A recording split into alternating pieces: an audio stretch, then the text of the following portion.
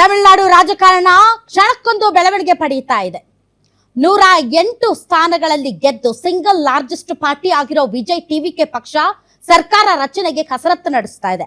ಸದ್ಯಕ್ಕೆ ಕಾಂಗ್ರೆಸ್ನ 5 ಸೇರಿ ಟಿವಿಕೆ 113 ಸ್ಥಾನಗಳನ್ನ ಹೊಂದಿದೆ.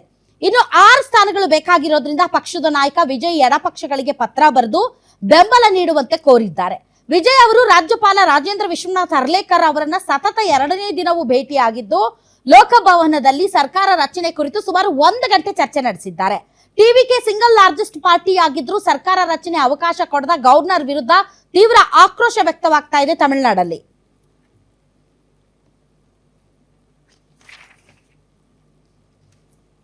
ಹಾಗಾದ್ರೆ ತಮಿಳುನಾಡಲ್ಲಿ ಈಗ ನಂಬರ್ ಆಟ ನಡೀತಾ ಇದೆ. ಆದ್ರೆ ಒಂದಂತೂ ಸತ್ಯ, ತಮಿಳುನಾಡಿನಲ್ಲಿ ನಂಬರ್ ಆಟ ಯಾವಾಗ ಶುರುವಾಗುತ್ತೆ ಅಂದ್ರೆ ಆನ್ ದಿ ಫ್ಲೋರ್ ನೀವು ಯಾವಾಗ ಬಹುಮತವನ್ನ ಸಾಬೀತುಪಡಿಸಬೇಕೋ ಆಗ. ಸದನದಲ್ಲಿ ನೀವು ಯಾವಾಗ ಬಹುಮತ ಸಾಬೀತುಪಡಿಸ್ತೀರೋ ಆವಾಗ ಸದನದಲ್ಲಿ ಹಾಜರಿರುವಂತ ಸದಸ್ಯರ ಸಂಖ್ಯೆ ಅರ್ಧದಷ್ಟು +1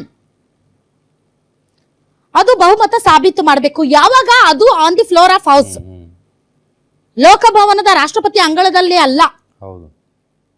ಇವ್ರು ಇದಾರಲ್ಲ ಸಾಹೇಬ್ರು, ಇವರ ವಿಶ್ವನಾಥ್ ಅರ್ಲೇಕರ್ ಅವರ ಅಂಗಳದಲ್ಲಿ ಅಥವಾ ಅವ್ರ ಕಚೇರಿಯಲ್ಲ ಅಲ್ಲ ಬಹುಮತ ಸಾಬೀತು ಪಡಿಸಬೇಕಾಗಿರೋದು. ಸಿಗ್ನೇಚರ್ ತಗೊಂಡ್ ಬನ್ನಿ ಅಂತ ಹೇಳ್ತಾ ಇದ್ದಾರೆ. ನಾಳೆ ಆ ಸಿಗ್ನೇಚರ್ ಸರಿ ಇಲ್ಲ, ಇದು ಫ್ರಾಡ್ ಸಿಗ್ನೇಚರ್, ನೀವೇ ಮಾಡ್ಕೊ ಬಂದಿದ್ದೀರಿ ಅಂತ ಯಾಕೆ ಇವರು ತೆಗಿಬಾರ್ದು ಖ್ಯಾತೆನ? ನಾನು ಈ ಸಿಗ್ನೇಚರ್ ಅವ್ರದ ಅಲ್ಲ ಅಂತ ನಾನು ಇದನ್ನ ಫಾರೆನ್ಸಿಕ್ಗೆ ಕೊಟ್ಟು ಇದನ್ನ ಚೆಕ್ ಮಾಡ್ತೀನಿ ಅಂತ ಯಾಕೆ ಟೈಮ್ ಬೈ ಮಾಡಬಾರ್ದು? ತಮಗೆ ದತ್ತವಾದಂತಹ ಅಧಿಕಾರವನ್ನ ಸರಿಯಾದ ನ್ಯಾಯಸಮ್ಮತವಾದಂತಹ ರೀತಿಯಲ್ಲಿ ಅವರು ಅದನ್ನ ಚಲಾಯಿಸಬೇಕಾಗುತ್ತೆ. ರಾಜ್ಯಪಾಲರು ಅವರು ಯಾವುದೇ ಒಂದು ಪಕ್ಷಕ್ಕೆ ಸೇರಿದವರಲ್ಲ, ಅವರು ಒಂದು ರಾಜ್ಯದ ಮುಖ್ಯಸ್ಥರು. ಒಂದು ರಾಜ್ಯದ ಜನ ಒಂದು ಬಹುಮತವನ್ನ ಕೊಡದೇ ಇದ್ರೂ ಕೂಡ ಒಂದು ಪಾರ್ಟಿಯನ್ನ ತುಂಬಾ ಹೆಚ್ಚು ಮತಗಳಿಂದ ಆಯ್ಕೆ ಮಾಡಿದಾಗ ರಾಜ್ಯಪಾಲರ ಕರ್ತವ್ಯ ಅವ್ರನ್ನ ಕರೆದು ನೀವು ನಿಮ್ಮ ಒಂದು ಬಹುಮತ ಸಾಬೀತುಪಡಿಸಿ ಅಂತ ಕೇಳೋದು. ಆದ್ರೆ ಈ ರಾಜ್ಯಪಾಲರು ಮಾಡ್ತಾ ಇರೋದು ಏನು ಅಂತಂದ್ರೆ, ನೀವು ಸಿಗ್ನೇಚರ್ ತಗೊಂಬನ್ನಿ, ನೀವು ತಲೆ ಲೆಕ್ಕಾಚಾರ ಕೊಡಿ ಅಂತ ಅಂತಾರೆ. ಅವ್ರು ಯಾಕೆ ಈ ಒಂದು ಸಮಯವನ್ನ ಆಯ್ತಪ್ಪ ಇಲ್ಲ ನಿಮ್ಗೆ ಕನ್ಫರ್ಮೇಶನ್ ಬೇಕಾದ್ರೆ, ಈಗ ಯಡಿಯೂರಪ್ಪನವ್ರ ಕೇಸಲ್ಲಿ ಏನಾಯ್ತು? ಯಡಿಯೂರಪ್ಪನವ್ರ ಕೇಸಲ್ಲಿ ಅತಂತ್ರ ವಿಧಾನಸಭೆ ಸೃಷ್ಟಿ ಆಯ್ತು. ಆವಾಗ ಯಡಿಯೂರಪ್ಪನವ್ರು ಹೋದ್ರು, ಇಲ್ಲ ನನ್ನ ಹತ್ರ ನಂಬರ್ಸ್ ಇದೆ ಅಂತಂದ್ರು. ಅವರು ಪ್ರಮಾಣ ವಚನವನ್ನ ಸ್ವೀಕಾರ ಮಾಡೋದಕ್ಕೆ ನಂಗೆ ಅವಕಾಶ ಕೊಡಿ ಅಂತಂದ್ರು. ರಾಜ್ಯಪಾಲರು 15 ದಿನ ಅವಕಾಶ ಕೊಟ್ರು, 15 ದಿನದೊಳಗಡೆ ನಿಮ್ ಬಹುಮತ ಸಾಬೀತ್ ಮಾಡಿ ಅಂತ. ಆವಾಗ JDS ಕಾಂಗ್ರೆಸ್ ಅಲಯನ್ಸ್ ಆಗಿ ಏನ್ ಮಾಡ್ತು, ಕೋರ್ಟ್ಗೆ ಹೋಯ್ತು ಮಧ್ಯರಾತ್ರಿಯಲ್ಲಿ. ಇಲ್ಲ ನೀವು 48 ಗಂಟೆಗಳಲ್ಲಿ ನಿಮ್ಮ ವಿಶ್ವಾಸ ಮತ ಸಾಬೀತು ಮಾಡಬೇಕು ಅಂತ ಆರ್ಡರ್ ಆಯ್ತು. ಇವ್ರಿಗೆ ನಿಜಕ್ಕೂ ಇಲ್ಲ ನಿಮ್ಮ ಹತ್ರ ಬಹುಮತ ಇಲ್ಲ ಅಂತ ಇವ್ರಿಗೆ ಏನಾದ್ರು ರಾಜ್ಯಪಾಲರಿಗೆ ಅರೆಮನ್ಸಿದ್ರೆ ಕೊಡಿ, ಅಲ್ಲ 24 ಗಂಟೆಗಳಲ್ಲಿ ಬಹುಮತ ಸಾಬೀತು ಮಾಡಿ ಅಂತ ಸಿದ್ಧತೆ ಮಾಡ್ಕೊಳ್ಳಿ. ನಿಮ್ಗಿದ್ರೆ ಎಲ್ಲಿ ಸಾಬೀತು ಮಾಡ್ಬೇಕಾಗಿರೋದು, ಎಲ್ಲಿ ಸಾಬೀತು ಮಾಡ್ಬೇಕಾಗಿರೋದು, ಕೌಂಟ್ ಮಾಡ್ಬೇಕಾಗಿರೋದು ರಾಜ್ಯಪಾಲರು ಕುತ್ಕೊಂಡು ಎಷ್ಟು ಜನ ಇದ್ದೀರಿ ಅಂತ ಆಗ್ಬೇಕಾಗಿರೋದು ಎಲ್ಲಿ? ಸದನದ ಒಳಗಡೆ. ಸೊ ನಿಮ್ಗೆ ಅಷ್ಟು ಡೌಟ್ ಇದ್ರೆ 24 ಗಂಟೆ 48 ಅವರ್ಸ್ ಅಲ್ಲಿ ಸಾಬೀತು ಮಾಡದೇ ಇದ್ರೆ ಮನೆಗೆ ಹೋಗ್ತಾರೆ ವಿಜಯ್. ಇಲ್ಲ ಅವ್ರ ಹತ್ರ ಬಹುಮತ ಇದ್ರೆ ಸಾಬೀತು ಮಾಡ್ತಾರೆ. ನೀವು ಇದ್ಯಾಕೆ ಈ ಆಟ ಯಾಕೆ ಆಡಿಸ್ತಾ ಇದಾರೋ ಅರ್ಥನೇ ಆಗ್ತಾ ಇಲ್ಲ. ಇವ್ರು ಹಾಗೆ ನೋಡಿದ್ರು ಕೂಡ ಬಿಜೆಪಿ ಗೆದ್ದಿರೋದು ಒಂದೇ ಒಂದು ಓಟು, ಅದು 900 ಮತಗಳ ಅಂತರದಿಂದ. ಇವ್ರಿಗೆ ಪಡ್ಕೊಳ್ಳೋದು ಏನು ಇಲ್ಲ, ಕಳ್ಕೊಳ್ಳೋದು ಏನು ಇಲ್ಲ. ಬಟ್ ಯಾಕೆ ಅಂತಾನೆ ಗೊತ್ತಾಗ್ತಾ ಇಲ್ಲ. ಈಗ ಹೆಂಗಾಗ್ತಾ ಇದೆ ಅಂತಂದ್ರೆ ಇಡೀ ರಾಷ್ಟ್ರಾದ್ಯಂತ ಇವ್ರದೇ ಚರ್ಚೆ, ರಾಜ್ಯಪಾಲರದು ಆಟ ಆಡಿಸ್ತಾ ಇದ್ದಾರೆ ವಿಜಯ್ನ ಅಂತ. ತಮಿಳುನಾಡಿನ ಜನ ತುಂಬಾ ಭಾವಕ ಜೀವಿಗಳು, ಅವರು ಭಾವನಾತ್ಮಕವಾಗಿ ಸ್ಪಂದಿಸ್ತಾರೆ. ಅದಕ್ಕೆ ವಿಜಯ್ಗೆ ಇಷ್ಟು ಅಭೂತಪೂರ್ವವಾದಂತ ಬೆಂಬಲವನ್ನ ವ್ಯಕ್ತಪಡಿಸಿರೋದು. ಸ್ವತಃ ಖುಷ್ಬು ಬಿಜೆಪಿ ಪಕ್ಷದ ಉಪಾಧ್ಯಕ್ಷೆ ಅವರೇ ಹೇಳ್ತಾ ಇದ್ದಾರೆ, ಜನರ ಮ್ಯಾಂಡೇಟ್ ಅನ್ನ ಒಂದ್ ಸ್ವಲ್ಪ ನೀವು ಒಪ್ಕೊಳ್ಳಿ, ದೀನತೆಯಿಂದ ಅದನ್ನ ಒಪ್ಕೊಳ್ಳಿ ಅಂತ. DMK AIDMK ಒಪ್ಕೊಳ್ಳೋಕ್ ರೆಡಿ ಇದೆ, ಬಟ್ ಬಿಜೆಪಿ ಒಪ್ಕೊಳ್ಳೋಕ್ ರೆಡಿ ಇಲ್ಲ ಅಂತಂದ್ರೆ ನನ್ಗೆ ಅರ್ಥನೇ ಆಗ್ತಾ ಇಲ್ಲ. ಇವ್ರನ್ನ ಜನ ಒಪ್ಕೊಳ್ಳಿಲ್ಲ ಅನ್ನೋದನ್ನ ಅರ್ಗಿಸ್ಕೊಳಕ್ ಆಗದೆ ಬೇಕು ಅಂತ ಈ ರೀತಿಯಾದಂತ ಒಂದು ಆಟ ಆಡ್ತಾ ಇದ್ದಾರೆ ಅಂತ ಸಾಲು ಕಾಂಗ್ರೆಸ್ ನಾಯಕರು ಸೇರಿದಂತೆ ಬಹಳಷ್ಟು ಜನ ಕಮೆಂಟ್ ಮಾಡ್ತಾ ಇದ್ದಾರೆ. ಕಪಿಲ್ ಸಿಬಲ್ ಹೇಳಿದ್ದಾರೆ, ಯಾಕೆ ರಾಜ್ಯಪಾಲರು ಹಿಂಗೆ ಆಟ ಆಡ್ತಾ ಇದ್ದಾರೆ, ಇದು ಒಳ್ಳೇದಲ್ಲ, ಇದು ನ್ಯಾಯಸಮ್ಮತವಾಗಿರೋದಲ್ಲ. ಇವ್ರಿಗೆ ನಿಜಕ್ಕೂ ಕೂಡ ಇವ್ರಿಗೆ ಆರ್ಟಿಕಲ್ ಇದ್ರ ಪ್ರಕಾರ 164 ಪ್ರಕಾರ CM ನ ಇವರೇ ಅಪಾಯಿಂಟ್ ಮಾಡಬೇಕು. ಆದರೆ ನೀವು ಸಿಗ್ನೇಚರ್ ತಗೊಂಬನ್ನಿ, ಫುಲ್ ಪಟ್ಟಿ ಇಟ್ಕೊಂಬನ್ನಿ, ಆಧಾರ್ ಕಾರ್ಡ್ ತಗೊಬನ್ನಿ, ವೋಟರ್ ID ತಗೊಬನ್ನಿ ಅಂತಂದರೆ ಇದು ತನ್ನಗೆ ಬಂದಂತಹ ಅಧಿಕಾರವನ್ನ ತನಗೆ ಬಂದಂತ ಅಧಿಕಾರ ದುರುಪಯೋಗ ಪಡಿಸ್ಕೊಂಡಿದ್ದಾರೆ ಅನ್ನುವಂತ ಮೆಸೇಜ್ ಎಲ್ಲಾ ಕಡೆ ಹರಿದಾಡ್ತಾ ಇದೆ, ಹೌದಲ್ವಾ? ಸೊ ಜನರ ಒಂದು ಮತ ಹಾಕಿದಂತ ಮತದಾರ ಪ್ರಭುಗಳ ಒಂದು ಪವರ್ ಅಥವಾ ಅಧಿಕಾರ ಏನಿದೆ ಅದನ್ನ ನೀವು ಅವಮಾನಿಸಿದಂತ ಆಗೋದಿಲ್ವಾ? ಇದು ಪ್ರಜಾಪ್ರಭುತ್ವ ವ್ಯವಸ್ಥೆಯ ಕಗ್ಗೊಲೆ ಅಲ್ವಾ? ಒಬ್ಬೊಬ್ಬ ರಾಜ್ಯಪಾಲರು ತಮ್ಗೆ ಹೆಂಗ್ ಬೇಕೋ ಹಂಗೆ ತಮ್ಮ ಹಿತಾಸಕ್ತಿಗೆ ಅನುಗುಣವಾಗಿ ನೀವು ಆಕ್ಟ್ ಮಾಡ್ತಾ ಹೋದರೆ ಒಂದೊಂದು ಸ್ಟೇಟ್ಗೆ ಒಂದೊಂದು ರೀತಿಯಾದಂತಹ ರೂಲ್ಸ್ ಮತ್ತು ಕಾನೂನುಗಳು ಇರ್ತಾವ ಸಂವಿಧಾನದಲ್ಲಿ. ಒಂದು ಸಣ್ಣ ಗ್ಯಾಪ್ ಇರುತ್ತೆ, ಒಂದು ವಿವೇಚನೆಗೆ ಬಿಟ್ಟಿದ್ದು, ಅದು ಸಂವಿಧಾನಬದ್ಧವಾದಂತಹ ಮತ್ತು ಹಲವಾರು ರೀತಿಯಾದಂತಹ ಸುಪ್ರೀಂ ಕೋರ್ಟ್ ಗೈಡ್ಲೈನ್ಸ್ ಇದೆ. SR ಬೊಮ್ಮಾಯಿ ಪ್ರಕರಣ ತುಂಬಾ ಅದ್ಭುತವಾದಂತಹ ಪ್ರಕರಣ. ಅದರಲ್ಲಿ ನೀಟಾಗಿ ಕ್ಲಿಯರ್ ಆಗಿ ಹೇಳಿದ್ದಾರೆ, ವಿಶ್ವಾಸ ಮತವನ್ನ ನೀವು ರಾಜಭವನದ ಅಂಗಳದಲ್ಲಿ ಅಲ್ಲ, on the floor of the ಹೌಸೇ ಮಾಡಬೇಕು. ಹೂ ಆರ್ ಯು, ನೀವು ಯಾರು ಅಂತ ಕೇಳಿದ್ದಾರೆ. ಈ ತರ ಸಾಂವಿಧಾನಿಕ ಪದ್ಧತಿಗಳು ಮತ್ತು ಸುಪ್ರೀಂ ಕೋರ್ಟ್ ನ ಗೈಡ್ಲೈನ್ಸ್ ಪ್ರಕಾರ ಸರ್ಕಾರ ರಚನೆ ಆಗುತ್ತೆ, ಅದಕ್ಕೆ ಅನುವು ಮಾಡ್ಕೊಡಿ. ಅದನ್ನ ಬಿಟ್ಬಿಟ್ಟು ಸುಮ್ನೆ ಖ್ಯಾತೆ ತೆಗೆದು ನಿಮ್ಮ ಘನತೆ ಗೌರವನ್ನ ನೀವ್ ಯಾಕೆ ಹಾಳು ಮಾಡ್ಕೊಳ್ತಾ ಇದ್ದೀರಾ ಅಂತ. ಇದು ನನ್ನ ವಾದ ಅಲ್ಲ, ಇಡೀ ತಮಿಳ್ನಾಡಿನ ಜನರ ವಾದ. ಒಂದಿನ ಆಯ್ತು, ಎರಡನೇ ದಿನ ಆಯ್ತು, ಮೂರನೇ ದಿನ ಬೀದಿಗೆ ಬಂದ್ಬಿಡ್ತಾರೆ. ಅವ್ರು ನಮ್ಮ ತರ ಸೌಮ್ಯ ಸ್ವಭಾವದವ್ರು ಅಲ್ಲ, ಅವರು ತುಂಬಾ ಭಾವುಕವಾಗಿ ಸ್ಪಂದಿಸುವಂತವ್ರು. ಅವರು ಒಂದು ಮೆಸೇಜ್ ಪಾಸ್ ಆಯ್ತು, ಇವ್ರು ಸುಮ್ನೆ ತರಲೆ ಮಾಡ್ತಾ ಇದ್ದಾರೆ ಅಂತ ಅಂತಾರೆ. ದಟ್ ಸೆನ್ಸ್ ರಾಂಗ್ ಮೆಸೇಜ್ ಜನರಿಗೆ.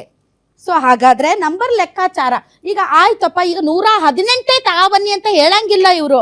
ನಾಳೆ ಈಗ ಇವರು ಅಧಿವೇಶನ ಕರೆದ್ರು, ಈಗ ಬಹುಮತ ಸಾಬೀತು ಮಾಡುವಂತ ಸಂದರ್ಭದಲ್ಲಿ DMKದು AIDMKದು 4 ಜನ ಅಬ್ಸೆಂಟ್ ಆದ್ರು ಅಂತ ಇಟ್ಕೊಳ್ಳಿ, ಅವಾಗ ಏನ್ ಮಾಡ್ತೀರಿ ನೀವು? ಹೆಂಗೆ ಡಿಸೈಡ್ ಅರಾಯವಾಗ್ತೀರಿ ಅಂತ ಸಾಬೀತಾಗ್ಬೇಕಾಗಿರೋದು on the floor of the house. ತುಂಬಾ ದಪ್ಪ ಇದ್ದೀರಾ, ಅದರಲ್ಲೂ ಯಾವುದೇ ಸೈಡ್ ಎಫೆಕ್ಟ್ ಇಂದ ಸಣ್ಣ ಆಗ್ಬೇಕಾ? ಎಷ್ಟೋ ಜನ ಹೇಳ್ತಾ ಇದ್ರಿ, ಸರ್ ನಾನು ಜಿಮ್ಗೆ ಹೋಗ್ತಾ ಇದ್ದೀನಿ ಆದ್ರೂ ಸಣ್ಣ ಆಗ್ತಾ ಇಲ್ಲ ಸರ್, ವರ್ಕೌಟ್ ಮಾಡ್ತಾ ಇದ್ದೀನಿ ಆದ್ರೂ ಸಣ್ಣ ಆಗ್ತಾ ಇಲ್ಲ ಅಂತ ಹೇಳ್ತಾ ಇದ್ರಲ್ಲ. 100% ಯಾವ ಜಿಮ್ಗೂ ಹೋಗ್ದಂಗೆ ವರ್ಕೌಟು ಮಾಡ್ದಂಗೆ ನೀವು ಸಣ್ಣ ಆಗ್ಬೋದು. ಪ್ರತಿದಿನ ಬೆಳಿಗ್ಗೆ ಸಂಜೆ 2 ಟೈಮ್ ನಮ್ಮ ಜೀನಿ ಸ್ಲಿಮ್ ನ ಯೂಸ್ ಮಾಡಿ ಯಾವುದೇ ಸೈಡ್ ಎಫೆಕ್ಟ್ ಇಲ್ದಂಗೆ ನೀವು ಸಣ್ಣ ಆಗ್ತೀರಾ.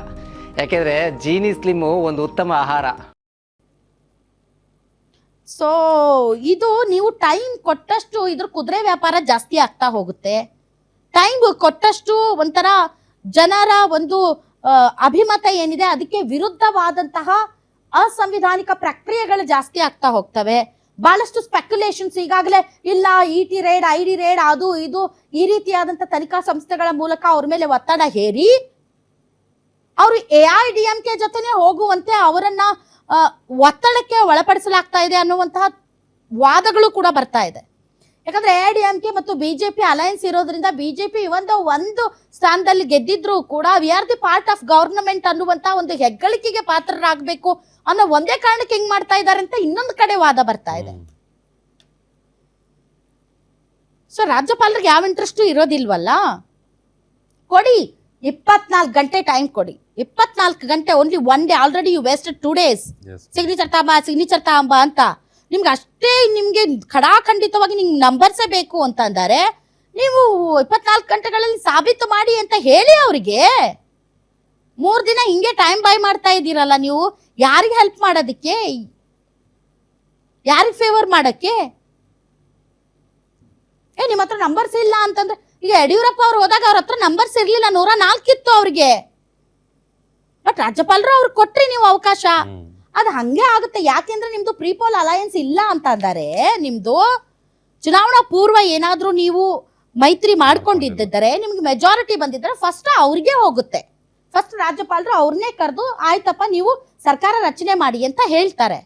ಸೊ ಸೆಕೆಂಡ್ ಸಿನಾರಿಯೋ ಏನಂತಂದ್ರೆ, ಯಾರಿಗೆ ಅತಿ ಹೆಚ್ಚು ಸಿಂಗಲ್ ಲಾರ್ಜೆಸ್ಟ್ ಪಾರ್ಟಿ ಇರುತ್ತೋ ಅವ್ರಿಗೆ ಸಪೋರ್ಟ್ ಇದೆ ಅವ್ರಿಗೆ ಹೇಳ್ತಾರೆ. ಅವ್ರಾಗ ಬಂದ್ರು ಇವ್ರಾಗ ಕರೆದ್ರು ಏನೇ ಆಗ್ಲಿ. ಸೊ ಈಗ ಅಲ್ಲಿ ಫಿಟ್ಟಿನ್ ಆಗ್ತಾರೆ ವಿಜಯ್.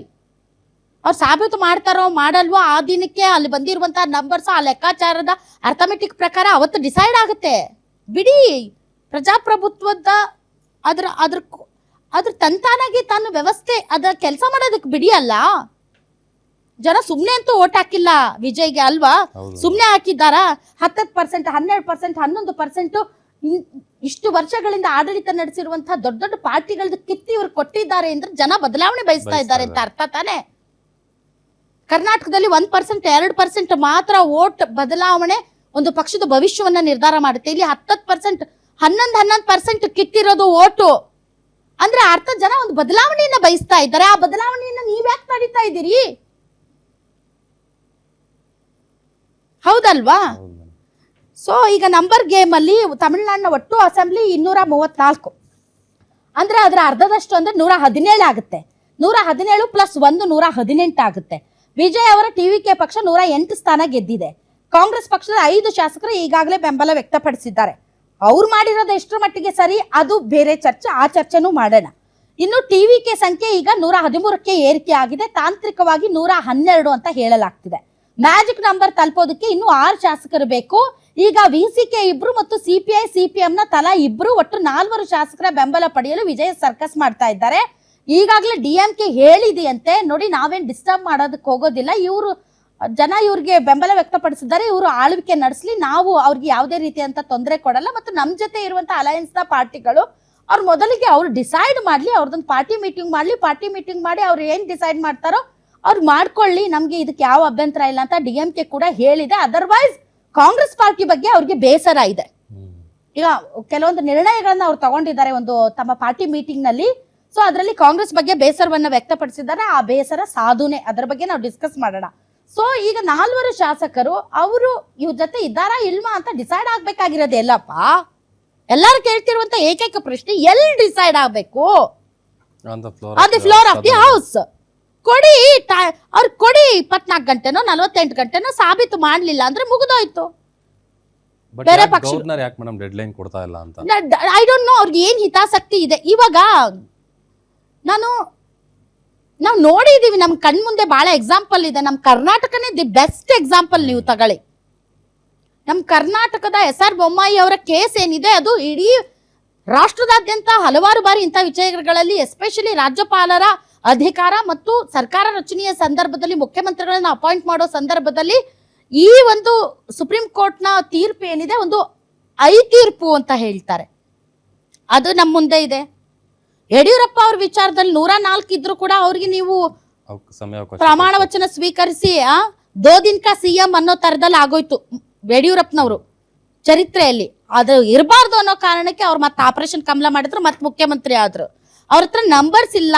JDS ಮತ್ತು ಕಾಂಗ್ರೆಸ್ ಅಲಯನ್ಸ್ ಆಗಿ ಅವ್ರ ಹತ್ರ ಪಕ್ಕಾ ನಂಬರ್ಸ್ ಇದಾರೆ ಅಂತ ಗೊತ್ತಿದ್ರು ಕೂಡ ರಾಜ್ಯಪಾಲರು ಯಡಿಯೂರಪ್ಪನವ್ರಿಗೆ ಸಿಂಗಲ್ ಲಾರ್ಜೆಸ್ಟ್ ಪಾರ್ಟಿ ಅಂತ ಅವ್ರಿಗೆ ಆಹ್ವಾನ ಕೊಟ್ಟರು, ಅವರು ಬಹುಮತ ಸಾಬೀತು ಮಾಡಕ್ ಆಗಿಲ್ಲ. ಸೊ ನೀವು ಅದನ್ನಾದ್ರೂ ಮಾಡಿ. ಅವ್ರ ನಂಬರ್ಸ್ ಇಲ್ಲ ಅಂದ್ರೆ ಡೆಫಿನೆಟ್ಲಿ ಬಿದ್ದೋಗ್ತಾರ ಅವರು. ಸೊ ಇದು ವಿಷಯ ಅಲ್ಲಿ ನಡೀತಾ ಇರೋದು. ಈಗ ಸ್ಲೋಲಿ ಬಿಜೆಪಿಯಲ್ಲೂ ಕೂಡ ಬಹಳಷ್ಟು ಜನ ಮಾತಾಡೋದಕ್ಕೆ, ಯಾಕೆ ಅಂತಂದ್ರೆ ಆ ತಮಿಳು ಅನ್ನುವಂತ ಅಸ್ಮಿತೆ ಅಂತದ್ದು ಅದು ಅವ್ರನ್ನ ಒಗ್ಗಟ್ಟು ಮಾಡುತ್ತೆ. ನೀವು ಯಾವುದೇ ಪಕ್ಷದಲ್ಲಿ ಇರ್ರಿ. ಈ AIDMK ಕೂಡ ಏನು ವಿಜಯ್ನ ತಿರಸ್ಕರಿಸ್ತಾ ಇಲ್ಲ, ನಾವು ಅವ್ರ ಜೊತೆ ಸೇರ್ಕೊಳ್ಳೋಣ ಅಂತ. ಬಿಕಾಸ್ DMK ಆಂಟಿ ಆಗಿ ಬಂದ, DMK ಒಳಗಡೆನೆ ಇದ್ದು DMK ಇಂದ ಬೇರ್ಪಟ್ಟು ಬಂದಿರುವಂತ ಅನದರ್ ದ್ರಾವಿಡನ್ ಪಾರ್ಟಿ. ಅದು ಐಡಿಯಾಲಜಿಕಲಿ ತುಂಬಾ ದೊಡ್ಡ ಬೇರೆದೇ ಐಡಿಯಾಲಜಿ ಇಲ್ಲ ಅದಕ್ಕೆ. ಯಾಕಂದ್ರೆ ಅವ್ರು ಬಿಜೆಪಿ ಜೊತೆಗೂ ಹೋಗ್ತಾರೆ, ಕಾಂಗ್ರೆಸ್ ಜೊತೆಗೂ ಬರ್ತಾರೆ. ತುಂಬಾ ಐಡಿಯಾಲಜಿ ಡಿಫ್ರೆನ್ಸಸ್ ಅವ್ರಿಗಿಲ್ಲ. ಅವ್ರಿಗಿರೋದು ಈಗ ಸರ್ವೈವಲ್ ಪ್ರಶ್ನೆ ಅಷ್ಟೇ AIDMKಗೆ. ಯಾಕೆ ಅಂತಂದ್ರೆ ಜಯಲಲಿತಾ ಇಲ್ಲ, ಪಕ್ಷದಲ್ಲಿ ಒಬ್ರು ಒಂದ್ ಕಡೆ ಇನ್ನೊಬ್ರು ಒಂದ್ ಕಡೆ ಎಳಿತಾ ಇದ್ದಾರೆ. 5 ವರ್ಷಕ್ಕೊಮ್ಮೆ ಪಕ್ಷ ಅಧಿಕಾರಕ್ಕೆ ಬರ್ಬೇಕು, ಆದ್ರೆ ಬಂದಿಲ್ಲ. ಹಿಂಗೆ ಮುಂದೆ ಹೆಂಗಪ್ಪ ನಾವು ಇರೋದು? Like JDS party, of course JDS party ಇವತ್ತು ಬಿಜೆಪಿ ಜೊತೆಗೆ ಹೋಗಿದೆ ಅಂದ್ರೆ ಅವ್ರಿಗೊಂದು ಸರ್ವೈವಲ್ ಪ್ರಶ್ನೆ ಇದೆ, ಹಾಗಾಗಿ ಹೋಗಿದ್ದಾರೆ.